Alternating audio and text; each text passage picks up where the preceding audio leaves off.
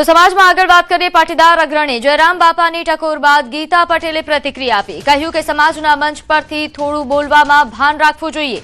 સ્ત્રીઓ શણગાર પતિના બજેટમાં જ કરે છે। સમાજના મંચો પરથી ભાષણબાજી કરી છૂટી જવું એવી આગેવાની કરવાની કોઈ જરૂર નથી। ખાલી તમે તમારું મન ચાહ્યું ને એમ કહી દો કે મહિલાઓને તૈયાર થવાના ઘોડા ઉપડ્યા છે તો સ્ત્રીનો એક શણગાર છે અને સ્ત્રીઓ હંમેશા પોતાના પતિ જેટલું કમાતા હોય એ બજેટમાં જ ચલાવીને કામ કરતા હોય છે અને કદાચ સ્ત્રીઓએ થોડો શણગાર કરી પણ લીધો તો એમાં સમાજને કંઈ વાંધો પણ ના હોય। દરેક સમાજની મહિલાઓ ઉપર તમે શણગાર ઉપર કેવી રીતે ટિપ્પણી કરી શકો? શણગાર સૌંદર્ય એ તો સ્ત્રીઓનું એક ઘરેણું છે અને એવું નેચરલ પણ હોઈ શકે, એવું કંઈ જરૂરી નથી, પણ તમે ઘોડા ઉપડ્યા છે એવા શબ્દોના ઉપયોગ મહિલાઓ માટે ન કરવા જોઈએ। તો આ તરફ પાટીદાર અગ્રણી જયરામ બાપાની ટકોર બાદ રેશમા પટેલે પણ પ્રતિક્રિયા આપી કહ્યું કે આપણને સારું લાગે એવો શણગાર કરવો એમાં કંઈ ખોટું નથી।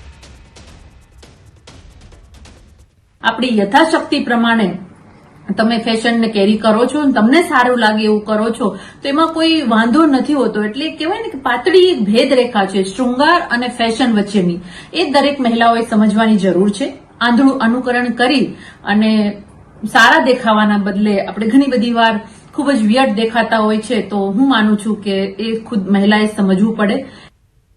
નોંધ્ય છે કે એક કાર્યક્રમમાં જયરામ બાપા દ્વારા આ ટકોર કરવામાં આવી હતી। તેમણે કહ્યું કે સમાજને વ્યસન મુક્તની સાથે સાથે ફેશન મુક્ત પણ કરવું પડશે।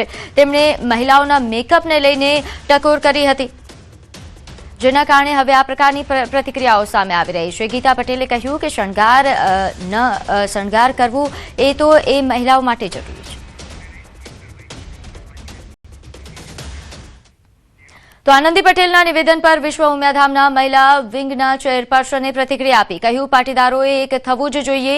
આ સાથે વધુમાં તેમણે કહ્યું કે અત્યારે તો તમામ હિન્દુઓને એક થવાની જરૂર છે।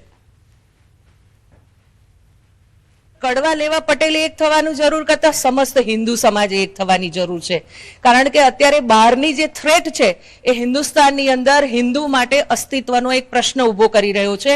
એટલે વિશ્વ ઉમિયાધામના પ્લેટફોર્મ ઉપરથી હું એક રિક્વેસ્ટ કરવા માંગુ છું સમસ્ત હિન્દુઓને કે બધા જ હિન્દુ જો એક થશે ને તો આપણી તાકાત એ મુઠ્ઠી બનશે, મજબૂત બનશે અને મજબૂત જો બનશે તાકાત તો આપણી તાકાતને કોઈ હટાવી નહીં શકે। અત્યારે હિન્દુસ્તાનની અંદર બેન દીકરીઓ ઉપર પણ ઘણું બધું તકલીફો ઊભી થઈ રહી છે। સમાચારમાં આગળ વાત કરીએ પંચમહાલની અહીં એસટી બસ પલટતા 10 લોકો ઘાયલ થયા છે। વડોદરા જાંબા રૂટની બસ પલટી હતી। ઘોગંબાના વાવ બાકરોલ પાસે આ બસ પલટ્યા હોવાનું સામે આવ્યું છે। અકસ્માતમાં 10 થી વધુ લોકો ઇજાગ્રસ્ત થયા। ઉતરતા ઢાળમાં બસ ચાલકે સ્ટીયરિંગ પરનો કાબુ ગુમાવ્યો, જેના કારણે આ અકસ્માત સર્જાયો। ઇજાગ્રસ્તોને કદવાલ સરકારી હોસ્પિટલમાં સારવાર હેઠળ ખસેડાયા।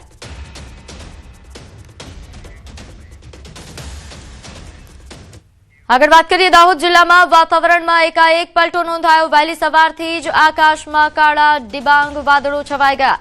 વાદળછાયા વાતાવરણ વચ્ચે ધીમી ધારે વરસાદ વરસ્યો। કમોસમી વરસાદના કારણે રવિ પાકને નુકસાન થવાની ભીતિ સેવાઈ છે।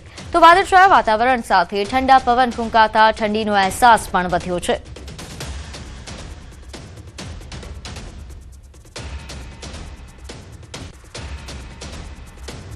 તો પંચમહાલ જિલ્લામાં પણ કમોસમી વરસાદ। હાલોલ, પાવાગઢ અને ઘોગંબામાં માવઠું નોંધાયું। પૂર્વ વિસ્તારના વાતાવરણમાં પલટો આવ્યો હતો। અહીં છાંટા સાથે વરસી રહ્યો છે કમોસમી વરસાદ। ચોમાસા જેવા ઘનઘોર વાદળો સાથે જ વાતાવરણ ઠંડુગાર બન્યું। જનજીવન માટે સર્જિત વાતાવરણને પગલે કઈ ઋતુ છે તે જાણવું મુશ્કેલ બની રહ્યું છે। તેવડી ઋતુની અસર વચ્ચે ખેડૂતો અને માંગલિક પ્રસંગોના આયોજકો ચિંતિત બન્યા। આ પાકની અંદર અમને અત્યારે આશા હતી કે આ પાક સારો થશે અને અમને 2-5-25 મળશે, પણ હમણાં બી વાદળછાયું વાતાવરણ અને છાંટા ચાલુ છે એટલે અમને થોડું તકલીફમાં ઊભા થઈ ગયેલા છે। વરસાદ પડશે એટલે અમને નુકસાન થવાનું છે, અમને બધો અમારો પાક બગાડવાનો જ છે અને નુકસાન તો થાય જ વરસાદ પડે એટલે વરસાદ પડવાની શક્યતા છે જ, હજુ પણ છે। વાદળ તો છવાયેલું જ છે। સવારે વહેલા વરસાદ પડી ગયો, સવારથી જ છે વાદળ, વરસાદ આવવાની શક્યતા છે જ, એમ એટલે નુકસાન તો થશે જ। ખેડૂતોને જ નુકસાન ભોગવવું પડે। તો છોટાઉદેપુરમાં લગ્ન પ્રસંગમાં વિઘ્ન બન્યો આ કમોસમી વરસાદ. છોટાઉદેપુરમાં વાતાવરણમાં પલટો આવ્યો. વહેલી સવારે ગાજવીજ સાથે માવઠું નોંધાયું, જેના કારણે બોડેલી, ઢોકલિયા, આલીપુરા સહિત આસપાસના વિસ્તારમાં વાતાવરણમાં પલટો નોંધાયો. લગ્ન પ્રસંગમાં મંડપ પલળી ગયા હોવાના દ્રશ્યો સામે આવ્યા. વરસાદ આવતા જ અહીં લગ્નનો મંડપ પલળી ગયો હતો. નોંધે છે કે વહેલી સવારે વાતાવરણમાં પલટો નોંધાયો. એકાએક પલટાના કારણે અહીં આ પ્રકારની પરિસ્થિતિ સર્જાઈ હતી.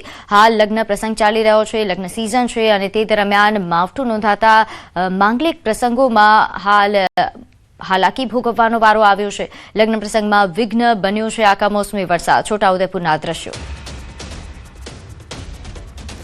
તો વડોદરામાં વાતાવરણમાં પલટો નોંધાયો છે. વાઘોડિયા તાલુકામાં કમોસમી વરસાદ પડ્યો. અહીં માવઠું પડતા ખેડૂતો ચિંતાતુર બન્યા. ખેતી પાકને વ્યાપક નુકસાનની ભીતિ છે. તો માવઠાના પગલે તાલુકાના રોડ રસ્તાઓ ભીંજાયા. બેવડી ઋતુ અનુભવાતા રોગચાળાની પણ દહેશત ફેલાઈ છે.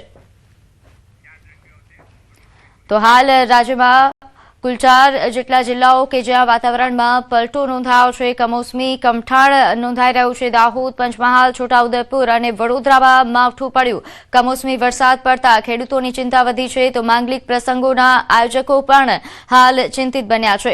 દાહોદમાં રોડ રસ્તા ભીંજાયા, તે પ્રકારનો કમોસમી વરસાદ. તો પંચમહાલમાં પણ ખેડૂતો ચિંતિત બન્યા, કારણ કે અહીં આવેલા વાતાવરણના પલટાના કારણે પાકને નુકસાનની ભીતિ. તો છોટાઉદેપુરમાં લગ્ન મંડપ ભીંજાઈ ગયો માવઠાના કારણે. વડોદરામાં પણ આ જ પ્રકારની પરિસ્થિતિ. અહીં પણ કમોસમી વરસાદથી સ્થાનિકોને હાલાકી ભોગવવાનો વારો આવ્યો.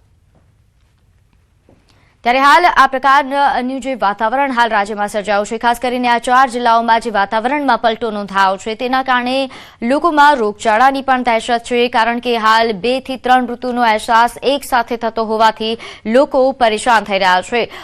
રોગચાળાની દહેશત ફેલાઈ રહી છે, કારણ કે વહેલી સવારે ઠંડીનો અહેસાસ, તે બાદ બપોરે ગરમીનો અહેસાસ અને સાથે હવે માવઠાની આ પરિસ્થિતિ, કમોસમી વરસાદ પણ નોંધાઈ રહ્યો છે, જેના કારણે 3 જેટલી ઋતુ એક સાથે અનુભવાતા લોકો પરેશાન. તો આગળ વાત કરીએ, અરવલ્લી જિલ્લામાં બટાકાનું ઉત્પાદન કરતા ખેડૂતોની ચિંતા વધી છે. શિયાળુ સિઝનના મુખ્ય પાક બટાટાના વેચાણનો પ્રારંભ થઈ ચૂક્યો છે, પરંતુ ખેડૂતોના ચહેરા પર ખુશીના બદલે ચિંતાની લકીરો જોવા મળી. ગત વર્ષની સરખામણીએ ચાલુ વર્ષે બટાટાના ભાવમાં મોટું કડાકું બોલાતા ખેડૂતો પાયમાલ થવાની કગાર પર છે. મોંઘા બિયારણ અને ખાતરના ખર્ચ સામે વળતર ન મળતા જગતનો તાત દેવાના ડુંગર નીચે દબાય તેવી સ્થિતિ સર્જાય છે. ચાલુ વર્ષે ખેડૂતોએ સારા વળતરની આશાએ રાત દિવસ એક કરીને બટાટાનો પાક તૈયાર કર્યો. ખેતરોમાં બટાટા કાઢવાની કામગીરી અત્યારે પૂરજોશમાં ચાલી રહી છે, પરંતુ કમનસીબે એ છે કે પાક બજારમાં પહોંચ્યો ત્યારે ભાવ તળિયે બેસી ગયા, જેથી જગતનો તાત કફોડી હાલતમાં મુકાયો છે. ગઈ સાલની દ્રષ્ટિએ ગઈ સાલ 275 નો ભાવ હતો, પણ આ સાલ હમણાં ઉત્પાદન ઘટવાનું છે, ભાવ પણ નથી, વેપારીઓ ખરીદી પણ નથી કરતા, સોદા પણ નથી કરતા. અમારે વિનંતી છે કે ટેકાના ભાવે ટેકાનો ભાવ રજૂ કરે અને ખરીદી કરે અને નિકાસને છૂટ આપે, તો આજે ખેડૂત બે પગે ઊભો થઈ શકે. ખૂબ ઊંચો ભાવ હતો, 270, 270 થી 80 રૂપિયા. આજે એ જ ભાવ 170 રૂપિયા અને એક મણે 100 રૂપિયાનો ભાવનો ઘટાડો છે. જે ખેડૂતને મળવા પાત્ર હતું 50 મણે 50 રૂપિયાનો નફો મળે, નો ડાઉટ, પણ આ તો 50 રૂપિયા ઘરના મૂકવાનો વારો આવ્યો છે અને પરિસ્થિતિ એટલી ખરાબ છે કે કોઈ વેપારી માલ લેવા તૈયાર જ નથી. ઉત્તર ગુજરાતમાં સૌથી વધુ ઉત્પાદન બટાકાનું અરવલ્લી જિલ્લામાં થઈ રહ્યું છે. આ સંજોગોમાં જે પ્રકારે બટાકાના ભાવો તળિયે બેસી ગયા છે, તેના કારણે ખેડૂતો ભારે મુશ્કેલીમાં મુકાયા છે. તમને દ્રશ્યો બતાવીશ કે જ્યાં હવે બટાકા લેવાની સિઝન શરૂઆત થઈ ચૂકી છે. ખેડૂતો દ્વારા જે બટાકાનું વાવેતર કરવામાં આવ્યું હતું તેને હવે ખેતરની બહાર મોકલવામાં આવી રહ્યા છે. આ સંજોગોમાં જે નિયત ભાવ હતા ગત વર્ષે એક મણના જે 280 રૂપિયા સુધીના, તે હવે માત્ર 170 થી 180 મળી રહ્યા છે. એક મણમાં 100 રૂપિયાનું નુકસાન ખેડૂતોને વેઠવાનું આવ્યું છે, જેનું એક કારણ કહેવામાં આવી રહ્યું છે. જે પ્રકારે ઉત્પાદન વધ્યું છે તેના કારણે ક્યાંક જે લેનાર વ્યક્તિઓ છે, જે વેપારીઓ છે, તે ક્યાંક હવે માલ સ્વીકારી નથી રહ્યા. જો સ્વીકારી રહ્યા છે તો એક મણ દીઠ 100 રૂપિયા ઓછા ભાવે તેઓ લઈ રહ્યા છે. આ કારણે ખેડૂતોની જે અપેક્ષા હતી ઉત્પાદન સામે આવકની, એ આવકમાં ઘટાડો થયો છે. તેના કારણે ખેડૂતો ચિંતામાં મુકાયા છે. હાર્દિક પટેલ, ન્યૂઝ 18 ગુજરાતી, અરવલ્લી.